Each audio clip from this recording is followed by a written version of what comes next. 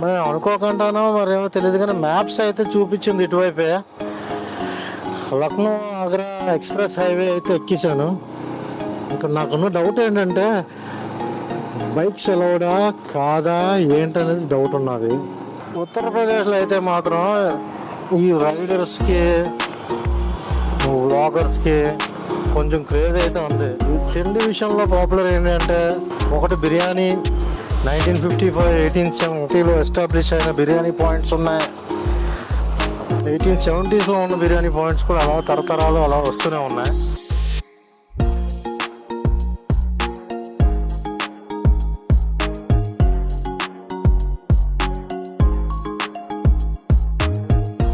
లక్నోతో ఇంకా పని అయిపోయింది. నెక్స్ట్ అయితే మనం ఎక్కడికి వెళ్తున్నామని చెప్పే ముందు అయితే ఒక లైక్ కొట్టండి. అండ్ కొత్తగా వచ్చిన వాళ్ళైతే సబ్స్క్రైబ్ చేసుకొని ఇంకా మరెన్నో వీడియోస్ రాబోతున్నాయి వాటన్నిటి కోసం.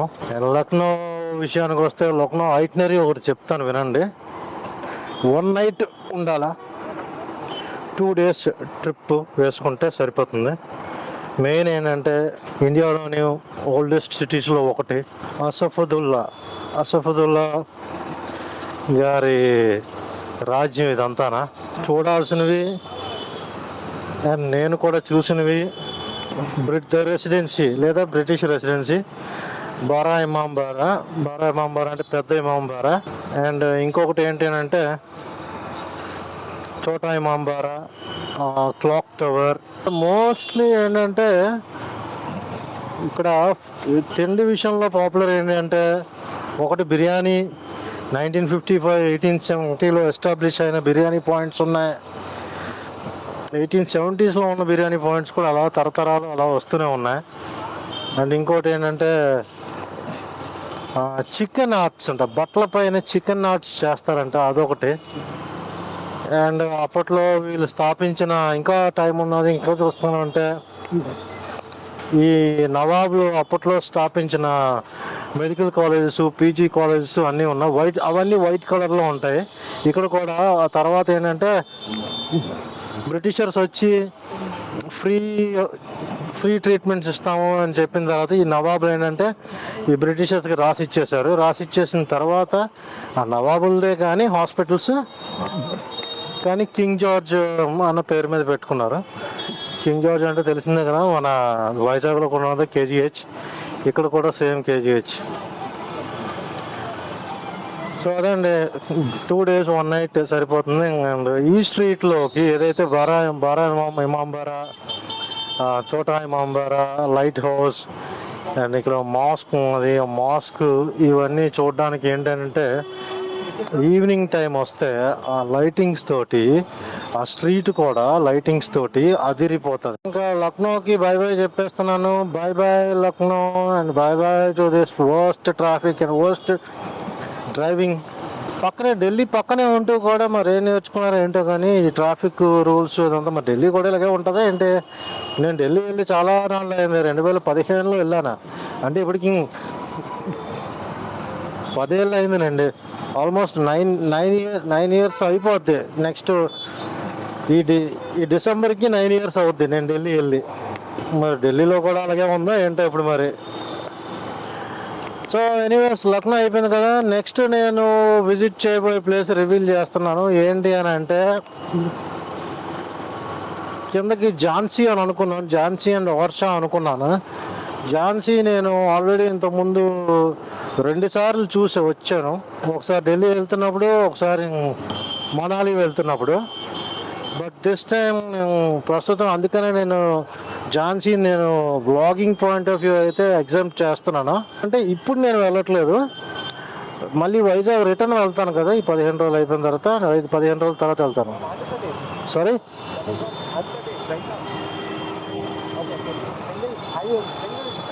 నో, ఆంధ్రాసేవం. ఉత్తరప్రదేశ్లో అయితే మాత్రం ఈ రైడర్స్కి వ్లాగర్స్కి కొంచెం క్రేజ్ అయితే ఉంది. నన్ను ఇప్పుడు దాకా చాలా మంది అడిగారు. సరే, అది వదిలేస్తే లక్నో నుంచి నేను ఇప్పుడు ఝాన్సీ అయితే వెళ్ళట్లేదు. అనుకున్న రూట్ అయితే ఝాన్సీ, ఓర్చా, ఖజురాహో అది నేను మళ్ళీ ట్రిప్ అయిపోయి రిటర్న్ వస్తున్నప్పుడు వెళ్తాను. ప్రస్తుతానికి అయితే మాత్రం నాకు కొత్త ప్లేసే. Heading towards Gwalior. గ్వాలియర్కి అయితే వెళ్తున్నాను. గ్వాలియర్ ఫోర్టును అక్కడ ఇంకా కొన్ని ప్యాలెసెస్ మహల్స్ ఉన్నాయి, అవి చూసుకుంటాను. అవి చూసుకొని then I will go to Agra. సరే, ఇప్పుడు గ్వాలియర్ అయితే 330 kilometres and probably 6 to 7 hours of journey. Highway రోడ్సే ఉంటాయి, పెద్ద రోడ్సే, సో నాట్ ఏ ప్రాబ్లం. కొంచెం గట్టిగానే కొట్టచ్చు. ఏంది జీవితం చూడండి, ఇప్పటిదాకా మొత్తం నేను ప్లేసులు తిరిగి నడుస్తున్నప్పుడు ఒక్కపోతాడు చచ్చిపోతే, ఇప్పుడు నేను నేను గ్వాలియర్ వెళ్ళడానికి రైడ్ స్టార్ట్ చేశాను. క్లైమేట్ చూడండి ఎంత విచిత్రంగా ఉందో. అంటే నేను లక్నో దాటి చాలా దూరం వచ్చలేదు, 3 కిలోమీటర్లు 4 కిలోమీటర్లు అయ్యింది ఇప్పుడు దాకా. ఒక్కసారిగా మారిపోయింది అబ్బా క్లైమేట్. నన్ను తడపడానికి ఎంత ప్లాన్, రైడ్లోని నన్ను తడపడానికి నీ ప్లాన్ అంతానా? అర్థమైంది. మరి అనుకోకుండానో మరేమో తెలియదు కానీ మ్యాప్స్ అయితే చూపించింది ఇటువైపే. లక్నో ఆగ్రా ఎక్స్ప్రెస్ హైవే అయితే ఎక్కేసాను. ఇక్కడ నాకున్న డౌట్ ఏంటంటే బైక్స్ అలౌడా కాదా ఏంటనేది డౌట్ ఉన్నది. ఎక్కడో ఏదో ప్రదేశంలో బైక్స్ అలౌడ్ కాదని విన్నాను. స్పీడ్ లిమిట్ 100 ఇచ్చాడు అండ్ బైక్స్ అలౌడా కాదా అనేది తెలీదు. ఏంటో అర్థం కావట్లేదు. ఒక టోల్ గేట్ వస్తే కానీ మనం ఏమీ చెప్పలేం. ఒక బైక్ కూడా అయితే వెళ్ళాడు, వాడిని అడిగాను ఈ బైక్స్ అలౌడా అంటే వెళ్ళొచ్చు అన్నాడు. ఎక్కడికి? ఆగ్రా అన్నాడు. ఆగ్రా కాదురా గ్వాలియర్ అన్నాను. గ్వాలియర్ అంటే మళ్ళీ ఆగ్రాకి వెళ్ళి గ్వాలియర్కి వెళ్ళాలి అని అన్నాడు. మ్యాప్ అయితే 41 కిలోమీటర్స్ రైట్ కర్వ్ చూపిస్తుంది. ఏం అర్థం కావట్లేదు. ప్రస్తుతానికి అయితే కొడేస్తున్నాం, ఏదైతే అది అయ్యింది. ఫైన్ గీన వేసాడంటే మాత్రం అంతే సంగతులు. ఎనీవేస్ ఏదో ఒకటి వెళ్ళడం అయితే వెళ్తున్నాను, చూద్దాం. ఒక టోల్ గేట్ వస్తే ఇంకొకటి నేను ఆల్రెడీ విన్నది ఇంకోటి ఏంటంటే మర్చిపోయాను, ఏ ఎక్స్ప్రెస్ హైవే ఏదో బైక్స్ కూడా టోల్ ఫీజు కలెక్ట్ చేస్తారు. అది ఇదిగానా ఏంటి? ఒకవేళ ఇన్ కేసు ఇది డైరెక్ట్గా బైక్స్ వెళ్ళొచ్చు అండ్ మళ్ళీ నేను డైరెక్ట్గా ఆగ్రానే వెళ్ళిపోతే మాత్రం గ్వాలియర్ కూడా నా బకెట్ లిస్ట్లో రిటర్న్ వచ్చినప్పుడు విజిట్ చేసుకుంటాను. టోల్ గేట్ అయితే ఒకటి వచ్చింది. బైకులు నేను వాడే ఉన్నాము. టోల్ గేట్ అయితే వచ్చింది, ఇక్కడ తేలిపోతుంది ఏంటి విషయం అని. వచ్చింది టోల్ గేట్ వచ్చింది. రైట్, ఇక్కడ టోల్ గేట్ చార్జెస్ ఉన్నాయి. कितना भैया? कहाँ जाएंगे? एक्चुअली ग्वालियर जाना है. ग्वालियर का रास्ता है ना? ग्वालियर एग्जिट है. अच्छा हाँ, ग्वालियर जाएंगे. ग्वालियर एग्जिट. ग्वालियर? हाँ. पैसा एग्जिट में देना है. पैसा एग्जिट में देना है क्या? 100 रुपये తీసుకున్నాడు. कौन सा गेट? 116 नंबर गेट है. 116 बेवारी टावर चौपला. अच्छा, ఇక్కడైతే 100 రూపాయలు తీసుకున్నాడు. ఎగ్జిట్లోని ఏమైనా చేంజెస్ ఉంటే ఆ చేంజ్ అమౌంట్ అక్కడ తీసుకోవాలి. థ్యాంక్ యూ భయ్యా. ఇక్కడ 100 రూపాయల బైక్స్ అయితే అలౌడ్, ఆ డౌట్ అయితే పోయింది. 116 అంటే 116 ఎగ్జిట్, అది 116 కిలోమీటర్ ఎగ్జిట్. అది ఏంటి 100 రూపీస్ అయితే తీసుకున్నాడు అండ్ అక్కడి నుంచి అక్కడ ఏమన్నా డిఫరెన్షియల్ అమౌంట్ ఏమైనా ఉంటే అక్కడ కట్టుకోవాలి అని అన్నాడు. రిసిప్ట్ కూడా 100కే ఇచ్చారు. చిన్న డౌట్ వచ్చింది, 100 రూపాయలు ఇటు దెబ్బతున్నాడు ఏటా అని. 100 రూపాయలు అయితే రిసిప్ట్కి ఇచ్చాడు. ఇంకా ఇది 100 km రేంజ్ హైవే కాబట్టి కొడదాం కొంచెం, అందుకనే ఎర్లీగానే వెళ్ళిపోవచ్చు గ్వాలియర్కి. ఆగ్రా అయితే ఇంక చెప్పనవసరం లేదు. బైకులు అనే కానీ కార్లు కూడా ఏమీ లేవు, లారీలు ఏమీ లేవు, ఫుల్ ఖాళీగా ఉన్నాయి. ఇటావా దగ్గర మనం తిరగాల, అది 191 km ఉన్నది. Exit number 116. ఇదిగోండి ఈడు ఒకటే నాతో పాటు ఈ బైక్ కూడా ఒకటే ఉన్నాడు. అక్కడ రిఫ్రెష్మెంట్ స్టాప్ లేదబ్బా. నెక్స్ట్ ఎగ్జిట్ 28 km అట. ఏమైనా తినడానికి ఏమైనా ఈ పిట్ స్టాప్ లాంటివి ఏమైనా ఉంటే బాగున్నాం. ఇప్పుడు దాకా లేవు. సుమారు 30-40 కేఎం వచ్చాను. యాక్చువల్గా ఇక్కడ 100 కేఎం హైయెస్ట్ స్పీడ్.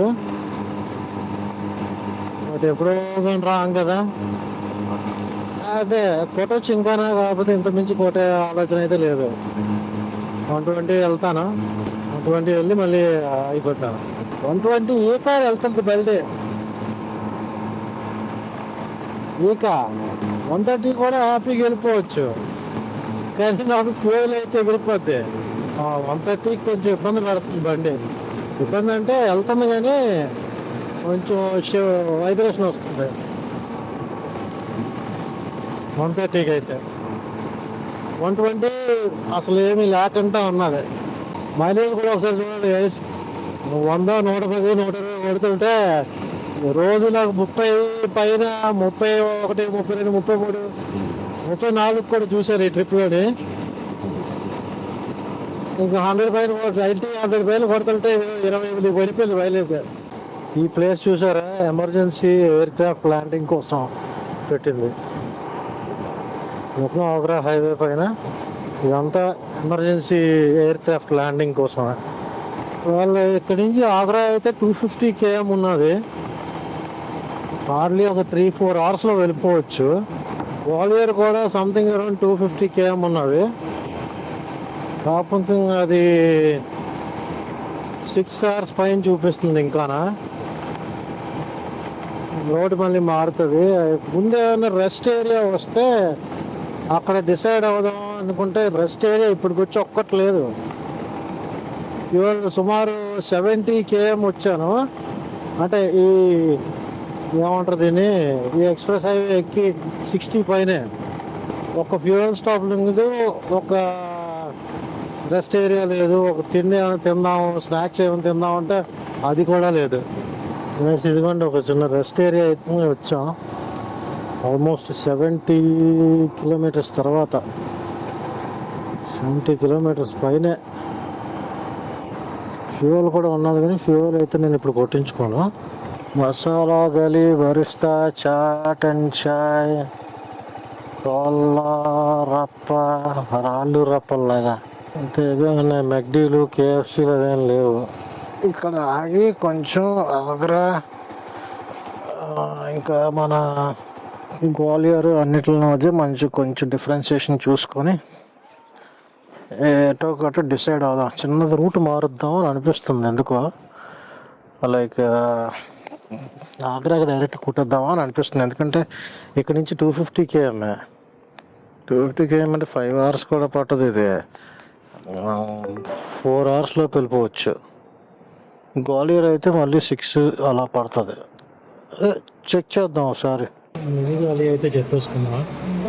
రోటీ అంత బాగా, ప్రైస్ కూడా పర్లే, 150 రూపీస్ హైవే. ఇది రెస్ట్ ఏరియాలో. రూట్లో అయితే నో చేంజ్. ఆగ్రాకు వెళ్ళట్లేదు. I'm heading to Gwalior itself. గ్వాలియర్కే వెళ్తున్నాను. గ్వాలియర్ అయితే ఇంకా ఇక్కడి నుంచి 260 సంథింగ్, 260 అంత ఉన్నది. ఈ రోజుగా నేను గ్వాలియర్ వెళ్ళిపోతే ఈరోజు నైట్ ఒక్కటి స్టే చేస్తే సరిపోతుంది. రేపు గ్వాలియర్లో 2 ప్లేసెస్ ఉన్నాయి. గ్వాలియర్ ఫోర్ట్ ఒకటి మెయిన్ ఇంపార్టెంట్, అలాగే లక్ష్మీ విలాస్ ప్యాలెస్ ఒకటి. ఆ రెండు చూసుకున్నాక అక్కడి నుంచి ఆగ్రా 100 కేఎం. ఆగ్రాలో నేను 2 నైట్స్ స్టే చేస్తాను. అంటే రేపు నైట్ ఆగ్రాకి వెళ్ళిపోయి ఆగ్రాలోని ఎల్లుట ప్లేసెస్ చూసుకొని ఎల్లుట నైట్ కూడా ఆగ్రాలో స్టే చేసి అక్కడి నుంచి మధుర, బృందావన్, బర్సానా అవి విజిట్ చేసుకుని అయితే న్యూఢిల్లీ వైపు వెళ్తాను. లేదు అని అంటే దీగ్ అండ్ సిక్రీ, ఫతేపూర్ సిక్రీ రాజస్థాన్లోకి ఎంటర్ అవుతాను. రాజస్థాన్లో ఎంటర్ అయితే నెక్స్ట్ ఇంకొక 1 వీక్ to 10 days ఉంది కాబట్టి రాజస్థాన్లో కొన్ని ప్లేసెస్ కంప్లీట్ చేసుకుంటాను. లేదా ఢిల్లీలో అయితే ఢిల్లీలో మళ్ళీ 2 days ఉంటాను. ఢిల్లీ వైపు అయితే దాని తర్వాత ఇంకొన్ని ప్లేసెస్ ఉన్నాయి, అలా కొంచెం కొంచెం పైకి వెళ్దాం. అది ఆ రూట్ మ్యాప్ నేను వన్స్ గ్వాలియర్ వెళ్ళినాక ఆ రూట్ మ్యాప్ వేసుకుంటాను. పోల్స్ చూస్తున్నారు కదా, అవన్నీ లైట్ పోల్స్. కానీ నైట్ కానీ మనం ఈ రూట్లో కానీ వస్తే సెక్సీగా ఉంటుంది రోడ్డు, సూపర్ సెక్సీగా ఉంటుంది. మొత్తానికి ఇటు మళ్ళీ సాయంత్రం అయిపోయేసరికి చూసుకుంటే మొత్తం మబ్బు కమ్మేసింది. భయంకరమైన వర్షం ఉన్నట్లుంది ఇంక ఇప్పుడు. కానీ ఘోరంగా పడుతుంది అప్పుడు వర్షం ఇప్పుడు మాత్రం.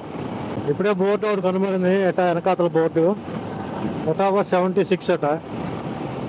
సో ఎటావా వెళ్ళేసరికి నేను ఈ HD 20,000 km కంప్లీట్ అయినట్లు అవుతుంది. మరి నవంబర్కి బండి తీసుకొని 2 years అవుతుంది. అండ్ 20,000 km తిరిగాను.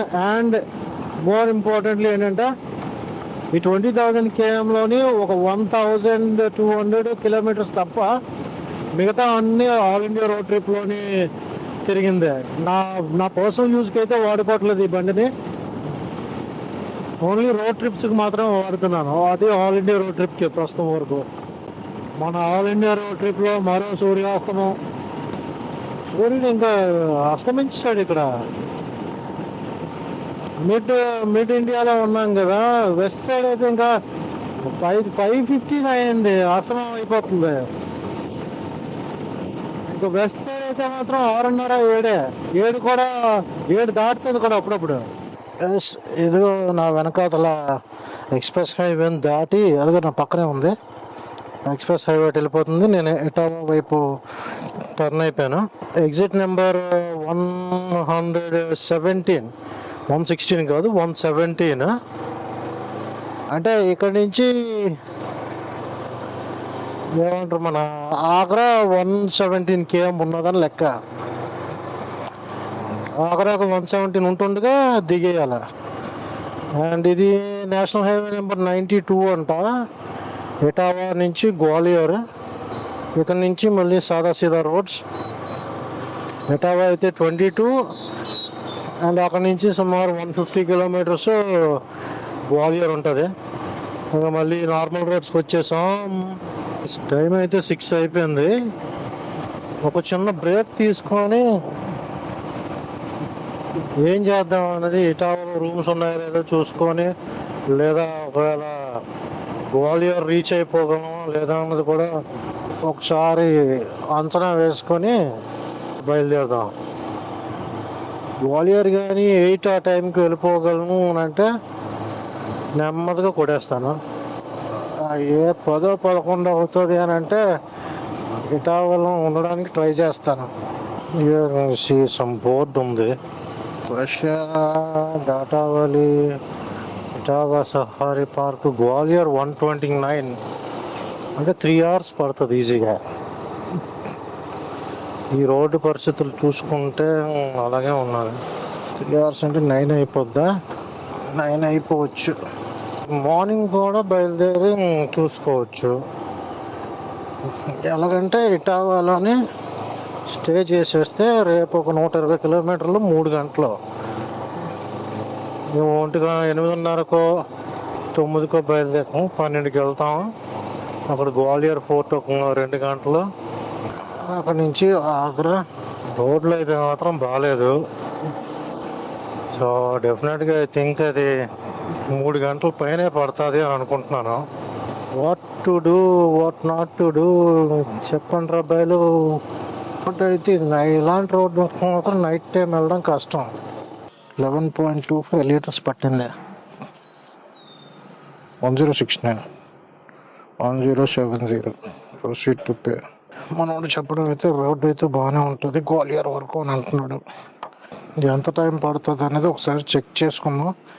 ఇంకా గ్వాలియర్కి ఒక 30 kilometers డిస్టెన్స్లో ఉన్నాను.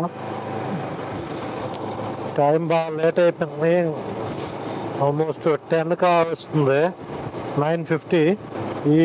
ఈ రూట్లోని మధ్యప్రదేశ్ వచ్చేసాం కదా. గ్వాలియర్ అంటే మధ్యప్రదేశ్లో ఉంది.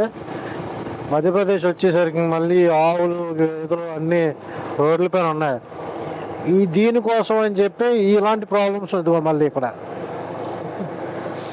ఇలాంటి ప్రాబ్లమ్స్ ఉంటాయని చెప్పి నేను ఇటువైపు వచ్చినప్పుడు 6 o'clock అంటే 6 o'clock అంటే ఇంకా చీకటి పడిపోద్ది అనే టైంకి నేను రూమ్ తీసుకుందాం అని ఆలోచనతో ఉన్నాను ఇప్పుడు ప్రతిసారిని.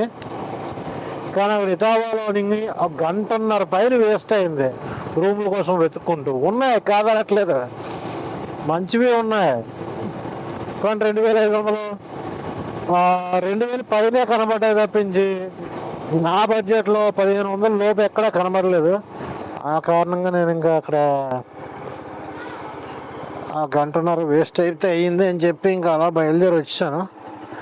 అండ్ ప్రస్తుతం అయితే నేను గ్వాలియర్కి ఇంకొక 25 to 30 కిలోమీటర్స్ డిస్టెన్స్లో ఉన్నాను. వెళ్ళిపోతాను ఒక హాఫ్ అన్ అవర్లో. రోడ్డు చూసారు కదా, ఎందుకంటే గట్టిగా కొట్టడానికి అవ్వదు. గట్టిగా కొట్టామంటే అంతే సంగతులు, ఆవుల మీదకి ఎక్కించడం అలాంటివన్నీ ఉంటాయి. సో చిన్న బ్రేక్, 100 కిలోమీటర్స్ వచ్చాం ఇటావా దగ్గర నుంచి. బ్రేక్ తీసుకొని ఈ 20 కిలోమీటర్స్ బయలుదేరేస్తాను.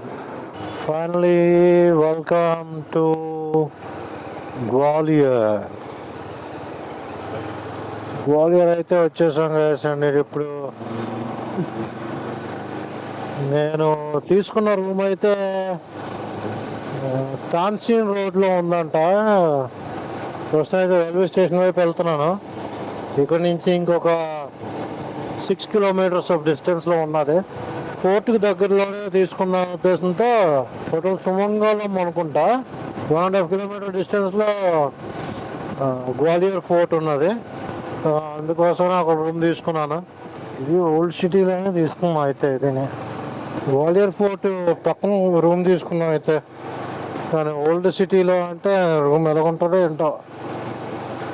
మెయిన్ ఫుడ్ ఒకటి లేదు, ఫుడ్ తీసుకోవాలి, ఫుడ్ సంపాదించాలి. ఇప్పుడు హోటల్ సుమంగళం అక్కడే చూపిస్తుంది. ఎస్ ఇదేనండి హోటల్. పార్కింగ్ ఇదేనా లేకపోతే ఫోన్లా ఏదో ఒక హోటల్.